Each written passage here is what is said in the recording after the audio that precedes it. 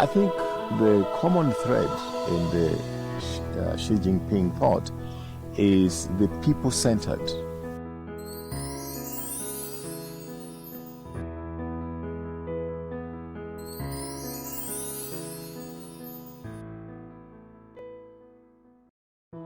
But if you look at, for example, the profile of President Xi Jinping, he is having a profile of a selfless leader. Speaking of the remarks made by Chinese President Xi Jinping during his Italy visit in March 2019 that for the good of my people, I will put aside my own well-being, Tuju said it stressed the people-centered development thought and showed that President Xi always puts people above all in his heart. That I can still remember when I was in school, the most enduring picture of China was the Chinese rice farmer.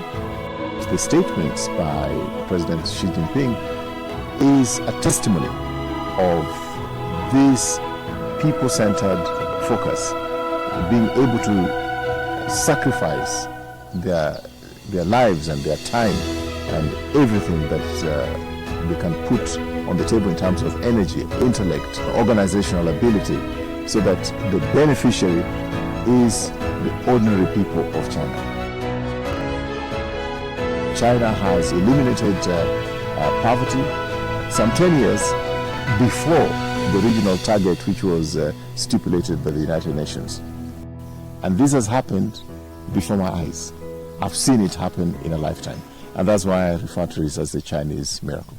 So China is a big welcome development in the world today. I think that the approach of the CPC of being people-centered is what has been responsible for the Chinese miracle, that so many people have made the transition from abject poverty to a situation today when China has eliminated poverty. On May 21st, 2021, Xi delivered a key speech at the Global Health Summit via video, in which he stressed putting people and their lives first and sticking together and promoting solidarity and cooperation. Xi's people-centered philosophy is reflected not only in China's practice of poverty alleviation, but also in its efforts in the global anti-pandemic fight.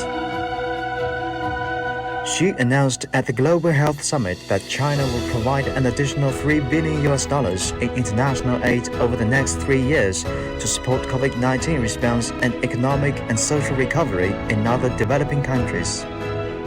I'm delighted to note that China has also helped other countries to deal with this. They're donating vaccines, they donated a lot of materials for prevention. You know, they have shared their expertise and they shared their resources with so many countries around the world. Kenya has been a beneficiary of some of the personal health protection equipment that is necessary in the fight against the virus. On foreign policies, Xi has been speaking for such notions as upholding multilateralism and building a community with a shared future for mankind, all of which Tuju found worth learning and very inspiring. Take, for example, the case of COVID-19 epidemic. It has touched every part of the world because the world is very, very interconnected. And in this kind of challenge, the world needs to work together.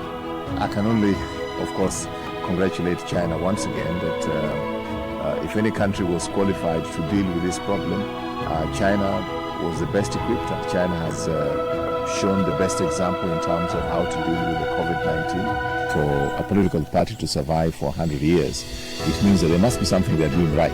The fact that it started off as a communist country, socialist principles, but now you're talking in terms of socialist approaches, but with unique Chinese characteristics as defined by President Xi Jinping. Tuju said the CPC's governing principle and President Xi's remarks that for the good of my people, I will put aside my own well-being, manifest a people-centered development philosophy. He reiterated the importance of this people-centered approach and that the people are greater than himself.